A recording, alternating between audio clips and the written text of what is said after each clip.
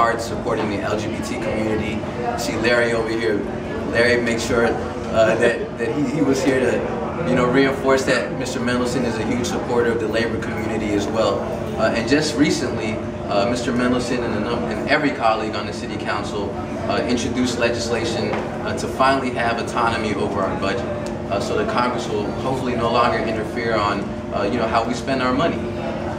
So just to end, regardless on where he falls on the issues, whether you agree with him or disagree with him, Mr. Mendelson is known as someone who's honest, someone who's accessible, someone who's very meticulous when it comes to doing his job as a legislator, and he's accessible. And whether you disagree or don't disagree with him, he will at least let you know where he stands. And I can appreciate that because not all elected officials are like that at times. So without further ado, our current and our future chairman, Mr. Phil Mendelson. Clearly I have to keep my remarks brief because I'm standing between you and the food. Kind of dangerous. Thank you, Josh, for putting this together. Thank you all for coming, and Muriel, thank you for being here. I appreciate it. Those of you who don't know much about me, I was elected to the council in 1998. As Josh said, I've been an at-large council member, elected and re-elected 4 times. I became chairman in June when we went through the unfortunate circumstance of Kwame Brown resigning, and appointed to until the special election, which is November 6th.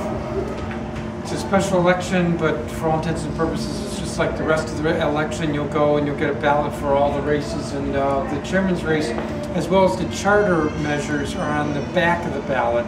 We expect some people will forget to turn the ballot over. You kind of touched on some of the points I would make. Every time I've run, I've always gotten support from labor unions. That's important to me, and my record as a council member has been a progressive record, looking for issues to support working men and women and families in the district. I've always been true to that, and I'm proud of that. I've also been endorsed by environmental groups every election because I'm good on environmental issues. There's no reason why we can't have a growing and dynamic city, at the same time a city that is clean in terms of air and water, thinking about that, trees, the aesthetics that come with the good environmental policies as well. We lead the country right now in LEED certified buildings, square feet per capita. We lead the country. It's pretty amazing. So that's, we've done some good stuff there.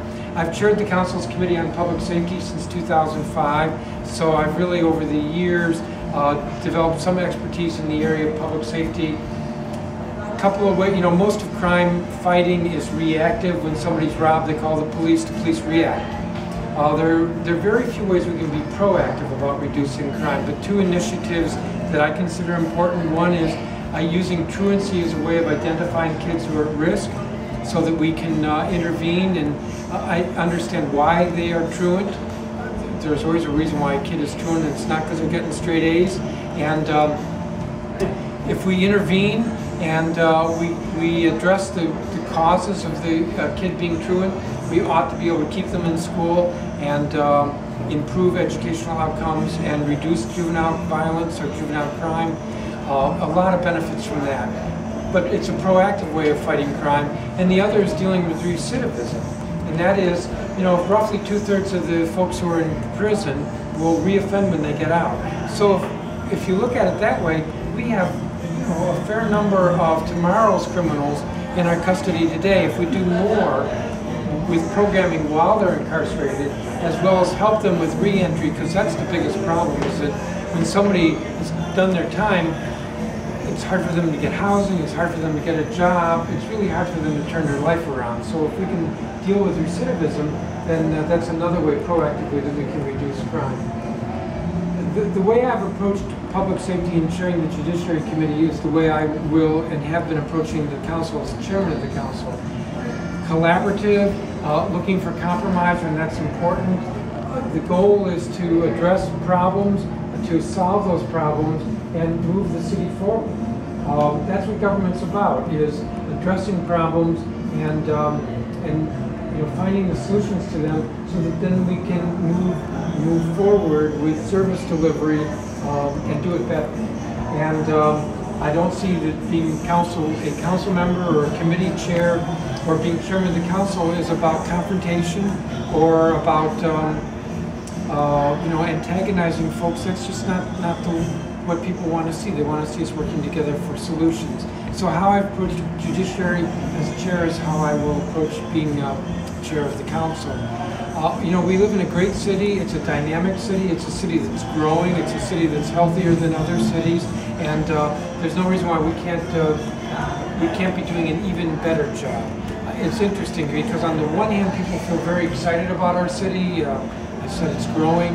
Really, there's some great. There's great diversity, but there are also great places to be in the city to recreate.